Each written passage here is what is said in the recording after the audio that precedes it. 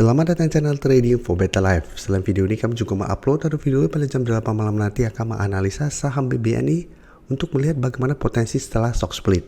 Dan di video ini saya cuma analisa satu emiten yang hari Jumat kemarin masih bergerak naik di saat ada rumor akan menjual salah satu asetnya. Bagaimana potensi sampai ke depannya, apakah masih layak untuk kita hold? Yuk kita coba pelajari analisanya di video ini. Semoga analisa yang diberikan ini bisa bermanfaat dan membantu teman-teman dalam mengambil keputusan. Untuk teman-teman belum subscribe channel ini, bisa tekan tombol subscribe agar tidak ketinggalan informasi dan analisis saham terbaru akan diupload setiap harinya. Sebelum saya mulai analisanya, kita baca dulu artikel dengan judul Nasib UMVR jika Pons dan kawan-kawan jadi dilego. Jadi grup Unilever berencana melego Elida Beauty yang membawa merek Pons dan kawan-kawan. Bagaimana pengaruhnya terhadap prospek bisnis UMVR?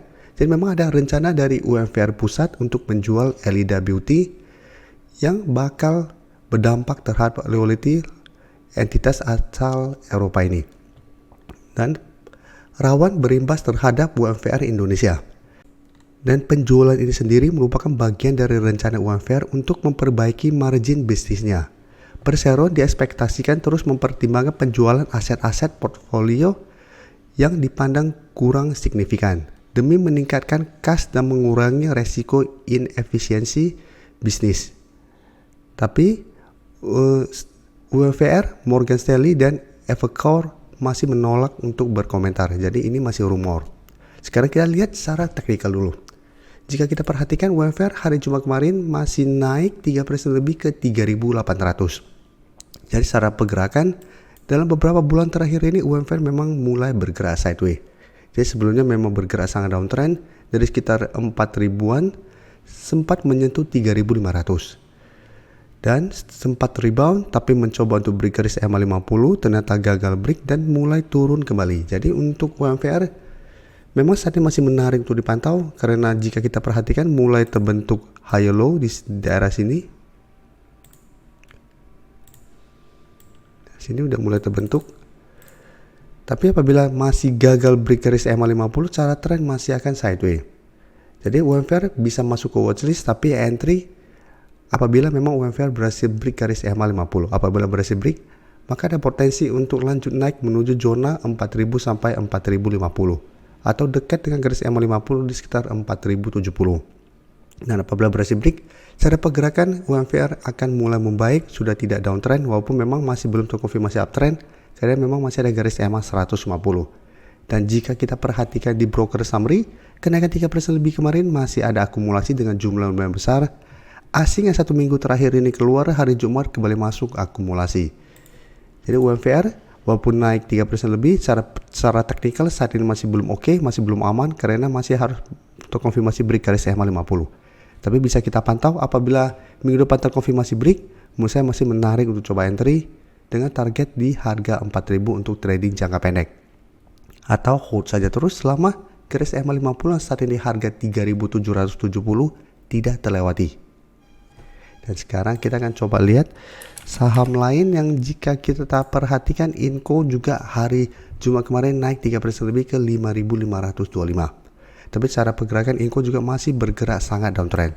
Dan saat ini mencoba untuk naik kembali di atas harga 5.500 yang saat ini sudah berubah menjadi resisten.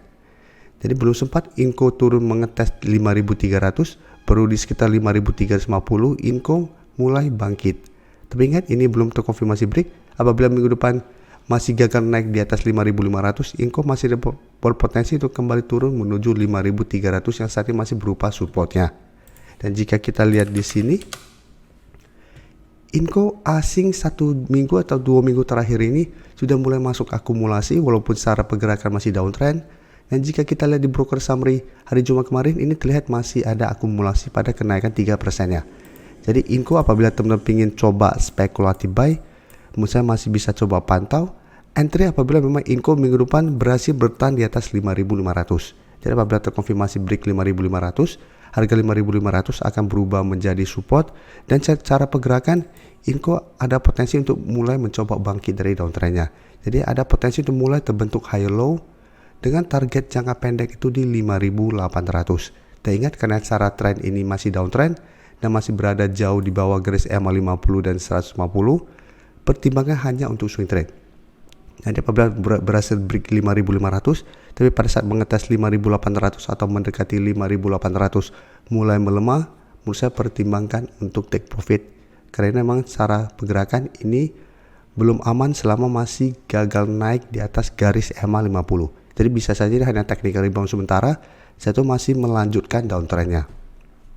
Selanjutnya LPPF juga jika kita perhatikan hari Jumat kemarin juga naik 4% lebih ke harga 2.510. Dan secara pergerakan juga LPP secara tren saat ini memang masih bergerak sangat downtrend.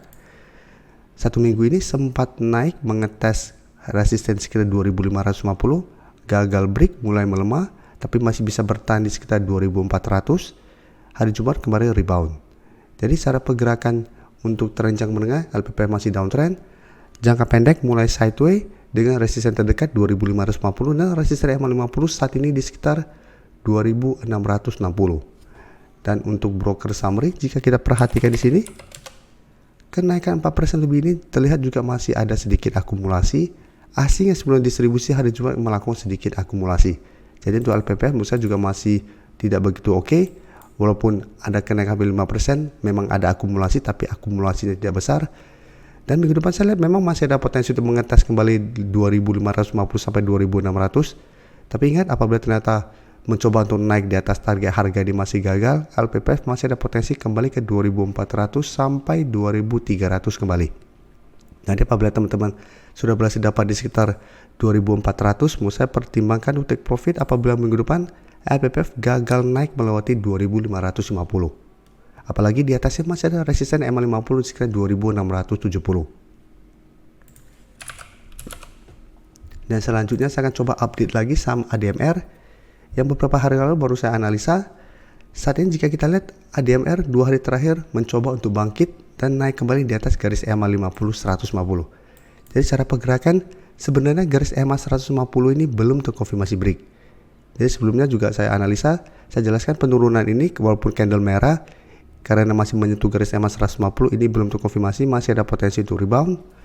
Dan pada saat itu pada penurunan hari Rabu malah terlihat ada akumulasi. Dan sekarang kita lihat hari Jumat ini naik 2% lebih. Tapi dari data broker summary jika kita perhatikan kenaikan 2% lebih hari Jumat kemarin mulai ada distribusi. Asing juga 2 hari terakhir mulai distribusi. Jadi bisa kita lihat pada penurunan tanggal 4 turun 7% terlihat ada akumulasi. 2 hari terakhir ini walaupun naik mulai ada distribusi kembali. Jadi untuk ADMR apabila teman-teman hari Kamis kemarin sudah mulai dapat, saat ini masih hold, menurut saya pertimbangkan minggu depan untuk take profit apabila ADMR gagal naik di atas 1250. Karena ingat, ini merupakan resisten maupun saat ini garis EMA 50 masih berupa support di sekitar 1220. Tapi apabila tepat minggu depan ADMR mencoba untuk naik di atas garis EMA 50 150 masih gagal, masih ada potensi malah masih lanjut turun dan mulai bergerak downtrend. Dengan target penurunan itu di sekitar 1100 apabila gagal break garis EMA 50. Jadi harus hati-hati karena garis EMA 50 sudah berubah menjadi resisten untuk saat ini. Terima kasih telah menonton video ini. Like dan share video ini bila bermanfaat bagi teman-teman. Dan support channel ini dengan cara tekan tombol subscribe agar channel ini bisa makin berkembang dan bisa membantu lebih banyak orang lagi. Terima kasih.